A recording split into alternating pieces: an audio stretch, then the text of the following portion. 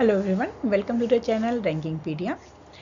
आज हम डिस्कस करने वाले हैं principle and the basic of human nutrition में कुछ छोटे मोटे डिसीज़ के बारे में, जो कहने के लिए तो स्मॉल डिसीज़ नहीं है, मेजर इम्पैक्ट देते हैं ह्यूमन हेल्थ पे, बट हम उनके बहुत छोटे छोटे पोर्शंस को डील करेंगे। So the first one is the diabetes, cancer, stroke and the hypertension. तो हम इन 4 डिसीज़ के बारे में देखेंगे किस तरीके से ये हमारे बॉडी पे इम्पैक्ट करती है। वेल, इन डिसीज़ को स्टडी करने से पहले कुछ इम्पॉर्टेंट चीज़ें हैं कि जैसे हम अभी तक हम बात करते आए हैं वीडियो सीरीज़ में डाइट की, ठीक है। डाइट बेसिकली हम बात कर रहे हैं फूड की, ठीक है। फूड जो कि आप अपने इन्वायरमेंट से लेते हैं, ठीक है।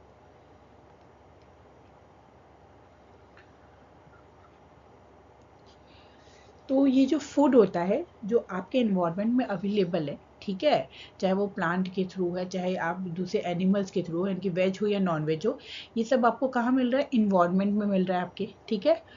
उस फूड को जब आप इनटेक करते हैं एज अ डाइट, क्योंकि जब आप डाइट का मतलब हो गया वो खाना, जो आपकी डाइट का मतलब है वो फूड क्वालिटी या फूड मटेरियल जो आपकी बॉडी में डिफरेंट फंक्शन करने के लिए रिक्वायर्ड थिंग्स हो, चाहे वो प्रोटीन हो, कार्बोहाइड्रेट हो, लिपिड हो, ठीक है। इन सब चीज़ों को आप बेसिकली अपने फूड से लेते हैं, और ये आपको कौन प्रोवाइड करवाता है? आपका इन्वायरमेंट आपको प्रोवाइड करता है। सो जाहिर सी बात है, अगर आप हेल्थ की बात करेंगे तो आपका हेल्थ इस बात पे डिपेंड करता है, उसकी 2 कंडीशंस होती हैं। First, environmental condition. Environmental condition यानी कि इन्वायरमेंट से जो आप अपना डाइट ले रहे हैं, जो आप अपना फूड इनटेक कर रहे हैं उस पे। And second one is a genetic. Genetics का मतलब हो गया कि कुछ डिसीज़ होती हैं जो आपको आपके जीन्स के थ्रू मिलती हैं, ठीक है। तो ऐसे डिसीज़ को जो आपके जीन्स के थ्रू है, ठीक है, जो आपके पहले से आपके जीन्स में कोडेड हैं, ठीक है, आपको अपने पेरेंट्स से या ग्रैंड पेरेंट्स से मिल रही है, ठीक है। तो वो डिसीज़ होती है जेनेटिक डिसीज़, जो आपकी हेल्थ पे इम्पैक्ट करती है। बट कुछ डिसीज़ ऐसी होती हैं जो बेसिकली आपका जो मोस्टली जो, अगर मैं बोलूँ एक रफ आइडिया, तो genetic disease most of the time आपका कितना होगा? 20 to 30%, ठीक है, मेजॉरिटी, ठीक है। बट अगर आप डाइट की बात करें तो आपका बॉडी जो है वो कम्प्लीटली डाइट पे डिपेंडेंट है, यानी कि आपका फूड अप्रॉक्सीमेटली आपको हेल्थी बनाने में 90% का इम्पोर्टेंट रोल प्ले करता है। अब सॉरी, अब ये जो डाइट आप इनटेक कर रहे हैं, ठीक है, अगर वो डाइट अच्छा है, यानी कि अगर ये फूड की क्वालिटी गुड है, दैट मीन्स आपका जो हेल्थ है वो क्या होगा? गुड होगा। बट अगर यही खाने की क्वालिटी बैड है, फ्राइड है, ऑयली है, ठीक है, तो ऐसा खाना है तो दैट मीन्स आपका हेल्थ क्या होगा? डाउन होगा, ठीक है। तो इसीलिए जो आपका डाइट होता है वो मेजॉरिटी रोल प्ले करता है कि आपका हेल्थ कैसा रहेगा, ठीक है। तो किस टाइप से आपका खाना, आपका फूड ये डिसाइड करता है कि पर्टिकुलर किसी इंडिविजुअल का हेल्थ कैसा रहेगा। तो इसी के बेसिस पे ये बहुत इम्पोर्टेंट रोल होता है आपके डाइट, आपके फूड का, आपकी हेल्थ के ऊपर। तो इसी डाइट में अगर हम बात करें तो कुछ छोटे मोटे एरर कह लीजिए या बैड फूड क्वालिटी कह लीजिए, फ्राइड फूड हो गया, स्ट्रीट फूड हो गया, ठीक है, अगर इन सब को आप इनटेक करते हैं तो आपको डिफरेंट टाइप ऑफ डिसीज़ होने की प्रोबेबिलिटी बढ़ जाती है एज़ कम्पेयर टू उन पर्सनस के जो एक हेल्दी डाइट लेते हैं। तो कुछ ऐसी ही डिसीज़ को आज हम इस वीडियो में देखेंगे। सो उनमें से भी फर्स्ट डिसीज़ जो हम देखेंगे वो होगी डायबिटीज़। उसके बाद हम देखेंगे कैंसर, स्ट्रोक एंड हाइपरटेंशन। ये दोनों क्या है? हार्ट रिलेटेड डिसीज़ हो गई, ठीक है। तो इस तरीके से हम कुछ डिसीज़ को, जो कि आपकी डाइट के इन्फ्लुएंस करने पे, वो डिसीज़ जो आज के टाइम पे बहुत ही ज़्यादा प्रेजेंट है, सिनेरियो इनका ज़्यादा है, ठीक है। तो इन्हीं डिसीज़ को हम देखेंगे। तो first disease is diabetes. Diabetes is a condition that happens when your blood sugar, that means glucose, is too high. It develops when your pancreas does not make enough insulin or any at all, or when your body is not responding to effects of the insulin properly. So अब ये diabetes क्या है? तो diabetes basically क्या होता है, आप जब खाना लेते हैं, ठीक है, फूड आप इनटेक करते हैं, तो उस फूड में जो आपका ब्लड होता है उसमें वो शुगर जो है, ग्लूकोज मॉलिक्यूल जो है वो ट्रैवल करते हैं। तो इसीलिए जब आपकी बॉडी में जो ब्लड शुगर वैल्यू है वो एक हेल्थी अमाउंट से अगर इंक्रीज है, बहुत ज़्यादा हाई अमाउंट में अवेलेबल है, तो उस कंडीशन को हम कहते हैं डायबिटीज़। डायबिटीज़ होने के प्रोबेबली दो मेन कारण हो सकते हैं। या तो आपकी बॉडी में एक इंसुलिन हार्मोन सिक्रेट होता है जो बेसिकली क्या कहता है, जो ब्लड में शुगर अवेलेबल है उनको ट्रांसपोर्ट में हेल्प करता है, ठीक है। अगर ये इंसुलिन इनफ अमाउंट में नहीं बन रहा है, ठीक है, तब भी आपको डायबिटीज़ हो सकता है। या फिर जो ये इंसुलिन है वो तो प्रॉपर फॉर्म हो रहा है, आपकी बॉडी में प्रोड्यूस हो रहा है, बट वो फंक्शन रिस्पॉन्स नहीं कर पा रहा है प्रॉपरली।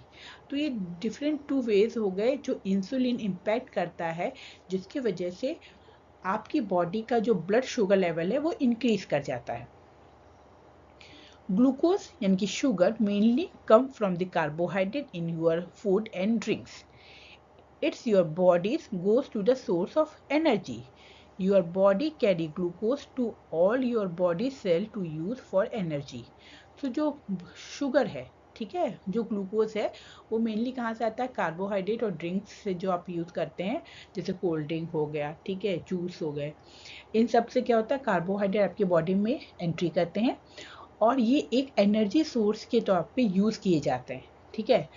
तो जो ब्लड क्या कहता है, इसी ग्लूकोज को कैरी करता है और ट्रांसपोर्ट करता है सेल टू सेल, जिससे वो उसको एज ए एनर्जी यूज़ कर सके। when glucose in your bloodstream, it need help, a key to reach its final destination. This key is a insulin, a hormone. If your pancreas is not making enough insulin or your body is not using it properly, glucose build up in your bloodstream and causing high blood sugar यानी कि hyperglycemia. तो basically इसमें भी आपको वही line समझाई गई है जो मैंने जस्ट अभी कहा कि आपकी बॉडी में अगर जो आपके ब्लड स्ट्रीम है उसमें क्या है, ग्लूकोज ट्रांसपोर्ट होता है। अगर ये ग्लूकोज को प्रॉपरली ट्रांसपोर्ट करके उसके सही डेस्टिनेशन तक नहीं पहुंचाया जाएगा तो ब्लड स्ट्रीम में उसका वैल्यू इंक्रीज होता जाएगा, शुगर लेवल इंक्रीज हो जाएगा, क्योंकि आप खाना तो खाते रहेंगे, ठीक है। तो इसके वजह से क्या होगा, ब्लड में शुगर वैल्यू इंक्रीज हो जाता है। इसको रेगुलेट करने के लिए एक हार्मोन आता है इंसुलिन, जो क्या करता है, उसे ट्रांसपोर्ट करता है ब्लड शुगर से। और जब आपके ब्लड में शुगर वैल्यू हाई होता है तो उसे हम कहते हैं हाइपरग्लाइसीमिया। हाइपर का मतलब होता है ज़्यादा, ग्लाइसीमिया वर्ड यूज होता है विथ रिस्पेक्ट ऑफ ग्लूकोज, ठीक है। तो ये था डायबिटीज़ क्या होता है। Now what are the type of diabetes. अब डायबिटीज़ के क्या टाइप हो सकते हैं, बहुत अलग अलग टाइप के डायबिटीज़ अवेलेबल होते हैं, बट मोस्ट कॉमन फॉर्म होते हैं टाइप 2 एंड टाइप 1 डायबिटीज़, ठीक है। अब टाइप 2 डायबिटीज़ में क्या होता है, with this type your body does not make enough insulin and your body cell does not response normally to the insulin. This is the most common type of diabetes. It's mainly affect adult, but children can have it as well. तो basically type 2 diabetes में क्या हो रहा है कि इस condition में जो इंसुलिन है या तो वो प्रॉपर फॉर्म नहीं हो रहा है बॉडी में, यानी कि इनफ प्रोडक्शन नहीं है, या तो सेकंड कारण हो सकता है कि जो ये इंसुलिन प्रोड्यूस हो रहा है वो प्रॉपर रिस्पॉन्स नहीं कर पा रहा है, ठीक है। इस कंडीशन में क्या होता है, इंसुलिन रेजिस्टेंस हो जाता है। ये बहुत मोस्ट कॉमन टाइप है डायबिटीज़ का। मेनली इससे अफेक्ट होते हैं एडल्ट, बट बच्चों में भी देखा जाता है। Second one is a type 1 diabetes. This diabetes is an autoimmune disease in which your immune system attack and destroy the insulin producing cell in your pancreas for unknown reason. Up to 10% of people who have a diabetes have a type 1st. It's usually diagnosed in the children and the younger adults, but it can develop at any age. तो type first जो है diabetes, वो क्या है, एक auto immune disease है, ठीक है। ऑटो इम्यून का मतलब होता है, ऑटो माने सेल्फ, इम्यून माने इम्यून सेल जो आपकी बॉडी का होता है, वो एक डिसीज है, यानी कि अपने आप इम्यून डिसीज, अपने आप एक ऐसी इम्यून सिस्टम का डिसीज जिसमें वो क्या करती है, अपने खुद की बॉडी की सेल को डिस्ट्रॉय कर देती हैं। इस कंडीशन में क्या होता है, जो बॉडी का हमारा इम्यून सिस्टम है, वो जो पैनक्रियास जो है, जो कि इंसुलिन को प्रोड्यूस करता है, वहाँ वो पैनक्रियास में जो इंसुलिन प्रोड्यूसिंग सेल्स होती हैं, ठीक है, उनको बेसिकली क्या करता है, डिस्ट्रॉय कर देता है। यानी कि आपकी खुद की बॉडी की खुद की डिफेंस सिस्टम आपकी ही बॉडी के पैनक्रियास की पर्टिकुलर उन सेल को डिस्ट्रॉय कर देता है, जिसके वजह से वो हार्मोन प्रोड्यूस हो रहा था जो कि ब्लड शुगर को रेगुलेट करता है। तो वही है घर का बेदी, ठीक है। तो यहाँ क्या हुआ, अपनी खुद की ऑटो इम्यून डिसीज है, क्योंकि आपकी बॉडी के खुद का सिस्टम उसे डिस्ट्रॉय कर देता है। ये होता है type first diabetes. Approximately 10% of people जो रहते हैं, ठीक है, उनमें टाइप फर्स्ट देखा जाता है।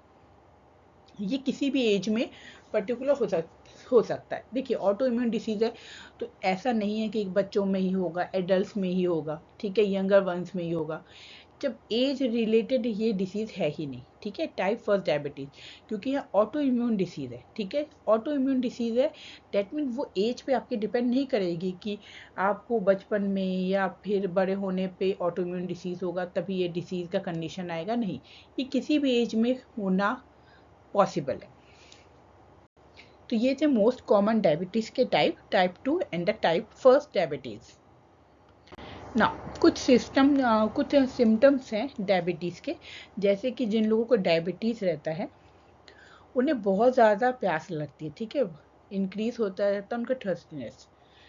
अगर उनका कभी भी हाथ में कट हो जाए, ठीक है, तो वहाँ जो हीलिंग प्रोसेस होता है, ठीक है, वो बहुत स्लो होता है।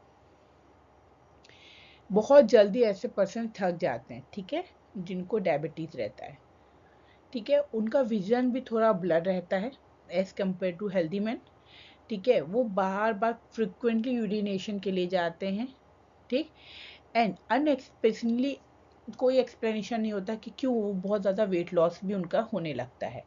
तो ये कॉमन सिम्टम्स हैं जो डायबिटीज पेशेंट में देखे जाते हैं।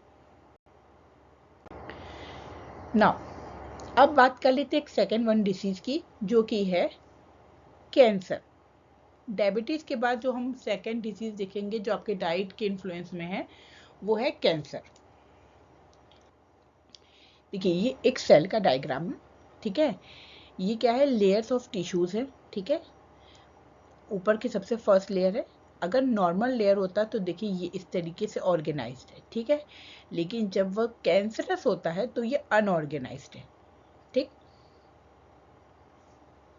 अगर मैं इस इमेज को इस तरीके से दो पार्टीशन कर दूं, और दो ये सेल क्या है, ये दोनों सेल एक ही टिश्यू की है, ठीक है, बट मैंने यहाँ आप देख सकते हैं यहाँ नॉर्मल कंडीशन में ये सेल ऑर्गेनाइज्ड है, सिस्टमेटिकली ऑर्गेनाइज्ड है, बट जब कैंसर है तो ये सेल अनऑर्गेनाइज्ड है, ठीक।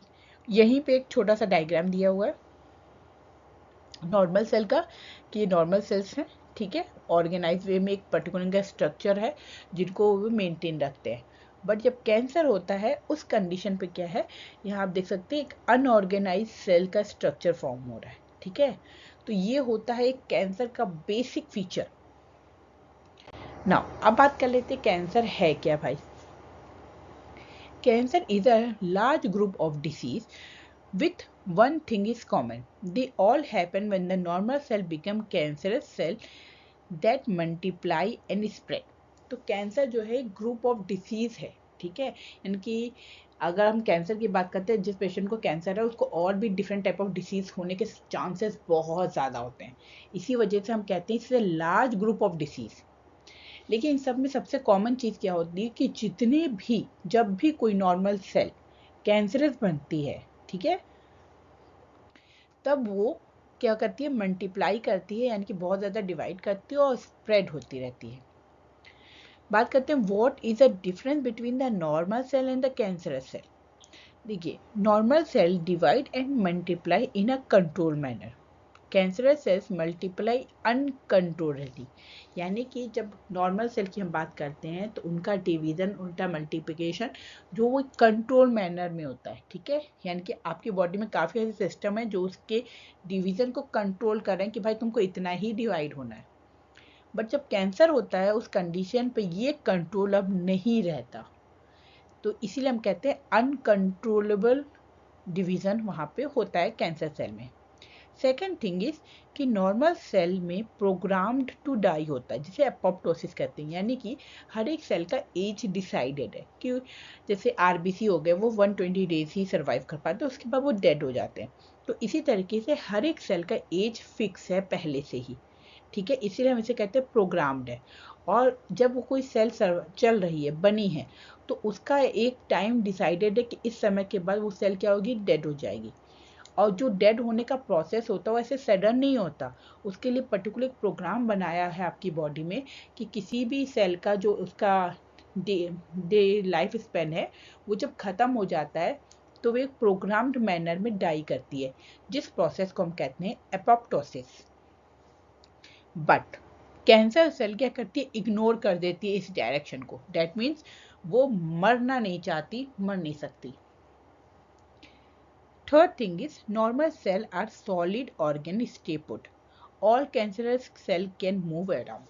तो जो नॉर्मल सेल्स होती है वो अपनी जगह फिक्स्ड होती है काफ़ी, ठीक है। जैसे फॉर एग्जाम्पल कोई ऑर्गन है, ठीक है, तो ऑर्गन में क्या वो सॉलिड फॉर्म में होगी। अब ऑर्गन ऐसा नहीं है ना कि किडनी की सेल निकल के जाके हार्ट में घुस रही है या लीवर में जा रही है, ऐसा तो नहीं होता। वो स्टे रहती है, सॉलिड रहती है अपनी जगह पे, स्टे आउट बाइंडेड रहती हैं, ठीक है। Different ECM system, extra cellular matrix होते हैं जो सेल को एक दूसरे के साथ बांध के रिजिड करके रखते हैं। बट कैंसर सेल में क्या होता है, वो इधर उधर घूम सकती हैं, मूव कर सकती हैं, स्प्रेड होती हैं। Fourth one is the normal cell does not grow as fast as cancer cell. जितनी स्पीड से कैंसर सेल ग्रो करती है उस स्पीड से आपकी नॉर्मल सेल ग्रो नहीं करती। तो ये बेसिक 4 डिफरेंस है आपके नॉर्मल सेल में और कैंसर सेल में। अगर नॉर्मल सेल के ये 4 कॉमन बेसिक फीचर्स अगर नहीं हैं तो उसे हम कहते हैं कैंसरस सेल्स। अगर बात करें कि कैंसर होने के क्या कारण हो सकते हैं, ठीक है, अगर हम बात करें कैंसर रिस्क फैक्टर जिसे हम खुद कंट्रोल कर सकते हैं, जैसे कहा कि हमारा डाइट इंपॉर्टेंट रोल प्ले करता है, इसके अलावा भी कुछ फैक्टर्स होते हैं। बेसिकली वही फैक्टर्स है जो आपकी बॉडी में इनटेक होते हैं आपके ज़रिए, चाहे वो किसी भी फॉर्म में। उनमें से कुछ चीज़ें हैं जैसे कि स्मोकिंग, सिगरेट है, सिगार है, ठीक है। अगर आप स्मोक करते हैं तो इससे क्या होता है, वो इंक्रीज कर देता है your chances to develop a lung, pancreatic, oesophagus or oral cancer को। डेट मीन्स स्मोकिंग से क्या होता है, ये 4 जो लोकेशन जैसे लंग्स हो गए, पैनक्रियास हो गए, इसोफेगस हो गया, ओरल कैंसर हो गए, इनके चांसेस बढ़ जाते हैं, ठीक। Second one is a diet. Eating high fat or high sugar food can increase your risk of for many type of cancer. You have also more variable of the disease if you does not get enough exercise. ठीक है, अगर आप अच्छा diet नहीं ले रहे हैं, बहुत ज़्यादा हाई अमाउंट पे फैट ले रहे हैं, शुगर ले रहे हैं, तो उस केसेस में भी आपको डिफरेंट कैंसर होने के चांसेस होते हैं। और साथ ही साथ अगर आप एक्सरसाइज इनफ नहीं करते हैं उस कंडीशन में भी आप डिफरेंट टाइप ऑफ डिसीज़ को इन्वाइट करते हैं खुद के लिए। थर्ड है इन्वायरमेंट। देखो, expose to a toxic in your environment such as एब्स्ट्रॉक, parasite, radon can eventually lead to the cancer. तो इन्वायरमेंट में कुछ फैक्टर्स होते हैं, ठीक है, जैसे पेस्टिसाइड्स हम डालते हैं, ठीक है, एस्ट्रॉन्स हैं, ये सब क्या है, इस तरीके से कुछ केमिकल्स होते हैं जो आपके इन्वायरमेंट में प्रेजेंट आ जाते हैं आपके कारण या कभी नेचुरली वे में, जो कि टॉक्सिक होते हैं, ठीक है, जैसे रेडॉन, ठीक। तो ये क्या कहते हैं, ये भी कैंसर को लीड करते हैं। रेडिएशन एक्सपोजर, जैसे UV radiation from the sun significantly increase your risk of developing skin cancer. Overexposed to the radiation treatment can also be a risk factor. तो जो सनलाइट होता है उसमें यूवी रेज जो रहते हैं वो भी स्किन कैंसर को कॉज करते हैं। तो अगर आप ओवर एक्सपोज हैं किसी भी टाइप के रेडिएशन ट्रीटमेंट में भी, तो उससे भी आपका रिस्क फैक्टर इंक्रीज हो जाता है कैंसर के लिए। फिर इसके बाद कुछ पेशेंट होते हैं, कभी कभी कुछ पर्सन होते हैं जिनको हार्मोन थेरेपीज लेनी पड़ती है। तो हार्मोन थेरेपीज भी डायरेक्टली नहीं तो इनडायरेक्टली रोल प्ले करती है कैंसरस में, जैसे ब्रेस्ट कैंसर्स हो गए, ठीक है। तो इनमें क्या होता है, हार्मोन जो है वो किसी भी, जैसे मान लें आपको कोई ऐसा डायबिटीज़ हो गया या फिर कोई मतलब अदर टाइप का डिसीज़ है जिसके वजह से आपको डॉक्टर रिकमेंड किया है हार्मोन थेरेपी के लिए। तो कभी कभी हार्मोन थेरेपी में भी आपके बॉडी में कुछ, जैसे ब्रेस्ट कैंसर के लिए जो हार्मोन रिस्पॉन्सिबल है उनका अमाउंट जब इंक्रीज हो जाता है तो उसके वजह से भी कैंसर हो जाता है। तो हार्मोन थेरेपीज के वजह से जो मोस्ट कॉमन कैंसर होता है वो ब्रेस्ट कैंसर होता है। तो ये different type of risk factors थे जो कि कैंसर को जो है आपके लिए ज़्यादा प्रोबेबली बना देते हैं। फॉर एग्जांपल आपका कोई स्मोकिंग हैबिट है, ठीक है, आपके इन्वायरमेंट में क्या टॉक्सिक अवेलेबल है, रेडिएशन है या आपका डाइट है, तो ये सब क्या है वो रिस्क फैक्टर को इंक्रीज कर देते हैं जिससे पर्टिकुलर किसी पर्सन को कैंसर होने की प्रोबेबिलिटी और बढ़ जाती है। एक और डिसीज जो है वो है स्ट्रोक, ठीक है। तो stroke is your brain version of heart attack, making it critical life threatening medical emergency. Stroke are also time sensitive and delay in care can lead to a permanent brain damage and death. देखिए stroke क्या आता है, जैसे heart attack होता है तो क्या होता है, आपका हार्ट का जो पंपिंग का मेन फंक्शन है, ठीक है, वो प्रॉपर ना होना, ठीक है, तो वो होता है हार्ट अटैक। वही हार्ट अटैक यानी कि जो मेन फंक्शनली वे है हार्ट अटैक का, कि आपका ब्रेन की नर्व्स में या फिर ब्रेन के किसी भी सेल्स में कहीं पे भी, या नर्व वेन में आर्टरीज में कहीं पे भी अगर ब्लड क्लॉट हो गया है, ठीक है, और वहाँ से ब्लड फ्लो नहीं कर पा रहा है, ठीक है, उस कंडीशन को हम कहते हैं स्ट्रोक। ये एक लाइफ थ्रेटनिंग कंडीशन होता है, ठीक है, बहुत क्रिटिकल होता है क्योंकि ये टाइम सेंसिटिव होता है। देखिए यहाँ पे ऑल्सो टाइम सेंसिटिव, बिकॉज अगर सही टाइम पे इमीडिएटली उसे ट्रीट नहीं किया गया, थोड़ा भी डिले हो जाता है तो उससे परमानेंट ब्रेन डैमेज या फिर डेथ का कंडीशन अराइज होता है, ठीक है। यानी कि ये ऐसा डिसीज कंडीशन है जिसपे आप जो टाइम पे बहुत डिपेंड करता है, जैसे कैंसर है, डायबिटीज़ है, ठीक है, आपको पता चलता है डिफरेंट टाइप ऑफ स्टेजेस होती हैं, आपको पता चला आपने ट्रीटमेंट करवाया, वो आपको थोड़ा मौका देती है। बट जब स्ट्रोक होता है ब्रेन में तो वो आपको टाइम नहीं देता, ठीक है। अगर सही टाइम पे ट्रीटमेंट स्टार्ट हो जाए और पर्टिकुलर ट्रीट किया जाए और डिले ना हो, ठीक है, हर एक चीज़ में, जैसे for example hospital capability, doctor का सही ट्रीटमेंट करने का एवरीथिंग, अगर सब कुछ परफेक्टली टाइम पे होता है तो इस कंडीशन पे पेशेंट के बचने के चांसेस बहुत ज़्यादा होते हैं इस कंडीशन पे। बट क्योंकि ये बहुत ही टाइम सेंसिटिव और डिले अगर हल्का भी होता है तो इसमें परमानेंट ब्रेन डैमेज हो सकता है और डेथ की कंडीशंस होती हैं। तो this is a very serious disease. Stroke can be frightening for those who are experiencing them. Our people are nearby. तो स्ट्रोक जो एक फ्राइटिंग का मतलब होता है कि बेसिकली बहुत चिंतित या भयभीत कंडीशंस होता है, आप उस पर्सन के लिए भी जो उसे एक्सपीरियंस कर रहा है और उनके नियर बाई पर्सन के लिए भी। Next is a hypertension. Hypertension यानी कि हाइपर माने ज़्यादा, टेंशन माने वो वाला टेंशन नहीं, ब्लड टेंशन की बात हो रहा है तो ब्लड प्रेशर की बात करेंगे। टेंशन से मतलब क्या है, ब्लड प्रेशर से। तो हाई ब्लड प्रेशर या hypertension is when the pressure in your blood vessel is too high, 140 to 90 mmHg or higher. It is common but can be seriously if not treated.